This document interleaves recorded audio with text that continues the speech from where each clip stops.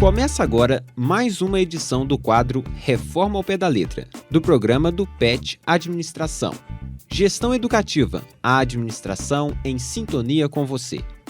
Este quadro procura explicar de maneira clara as novas regras da reforma trabalhista e divulgá-las para todos. Hoje, teremos conosco o Guilherme Pedrosa, estudante do segundo período de administração da UFMG. Boa noite, Guilherme. Boa noite, Daniel. Boa noite a todos. É com imenso prazer que trazemos hoje um assunto interessantíssimo, abordado pela reforma e que muitos ainda não possuem muita informação sobre: o parcelamento das férias em até 3 vezes. Uma grande dúvida que se instalou sobre a população após a divulgação da reforma foi: o que acontece com as férias? E hoje, nós explicaremos como elas funcionarão daqui para frente. Ótimo! É um assunto muito importante e que deve ser esclarecido com urgência. Conte mais um pouquinho sobre como funcionará a divisão das férias e seus efeitos para o trabalhador. A partir de agora, as férias poderão ser divididas em 3 períodos, sendo que um deles não deverá ser inferior a 14 dias corridos e os outros 2 não poderão ser inferiores a 5 dias corridos cada. E essa divisão é decidida na hora pelo patrão ou o trabalhador pode escolher quantos períodos de férias poderá ter? Para que a divisão seja realizada, a decisão precisa ser tomada pelo empregador e acatada pelo empregado. Caso não haja uma espécie de acordo entre ambas as partes, ela não será válida. O que, de certa forma, é bom para aqueles que desejam parcelar suas férias em mais de um período, sendo este favorável para a empresa. Então esse acordo de divisão pode envolver qualquer data para o início e para o término das férias? Não é bem assim. É proibido o início das férias no período de 2 dias antes de feriados ou em algum dia de folga durante a semana.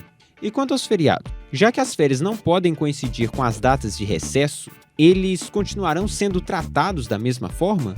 Olha, os acordos de férias podem englobar os feriados e determinar se as datas serão trocadas ou não. Por exemplo, um feriado na terça-feira pode ser mudado para segunda-feira, impedindo a folga nos 2 dias. Essa alteração pode ser realizada por todos, independentemente da discussão sobre as férias. Quais são as principais mudanças que nós podemos ver, então, a partir dessa nova lei? A diferença entre a nova lei e a anterior é que as férias só eram concedidas em apenas um período específico, determinado pelo empregador. Só era possível dividi-las em certas exceções em apenas 2 períodos de, pelo menos, 14 dias cada um. Além disso, menores de 18 anos e maiores de 50 não podiam dividir as férias em hipótese alguma, o que também caiu por terra com a reforma. Interessante. Será que agora, com essa nova lei, o patrão poderá forçar sobre o trabalhador um período de férias específico? Boa pergunta. Por ter maior poder na relação empregado-empregador, o patrão poderá sobrepor ao trabalhador as condições que favoreçam sua empresa. Como, por exemplo, a cozinheira de restaurante não concorda com a divisão de férias estipulada pelo seu patrão. Ao invés de tirar 15 dias em julho, prefere tirar esses dias em outubro. Teria ela sua vontade respeitada pelo patrão, de modo que ele teria prejuízo caso ela não trabalhe em outubro de forma integral? Ou será que ele substituía ela por outra pessoa que estivesse disposta a seguir os padrões favoráveis à sua empresa? Podemos concluir então, Guilherme, que essa mudança trazida pela reforma beneficia ou prejudica o trabalhador?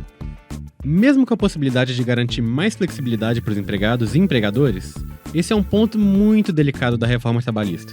Até porque o próprio Ministério Público do Trabalho possui ressalvas a respeito dessa mudança. Estudos comprovam que, biologicamente, o trabalhador só consegue se desligar efetivamente do trabalho após 15 ou 16 dias de descanso. Com a nova lei, fica difícil que isso aconteça, mesmo sendo um desses períodos de pelo menos 14 dias. Além disso, como falamos anteriormente, há a possibilidade do patrão impor um período de férias que seja benéfico à empresa, e as necessidades do trabalhador ficam de lado, prejudicando ele. Assim, essa divisão nem sempre vai ser pensada baseando no tempo de descanso do trabalhador, mas muitas vezes na empresa. Então é bastante coisa para a gente conhecer sobre esse novo assunto, certo, Guilherme? Com certeza. É sempre bom a gente parar um minuto para entender mais a fundo sobre alguma coisa que, querendo ou não, vai afetar a gente diretamente. E para o trabalhador, nunca deve ser esquecido o direito de aceitar ou não as condições impostas pelo patrão. A voz dele deve sim ser ouvida. É isso aí, pessoal. Chegamos ao fim de mais um quadro do Reforma ao Pé da Letra. Eu agradeço a atenção de vocês e também a participação do Guilherme. Boa noite. Eu que agradeço essa oportunidade de poder compartilhar um pouco das novidades com vocês. Até a próxima!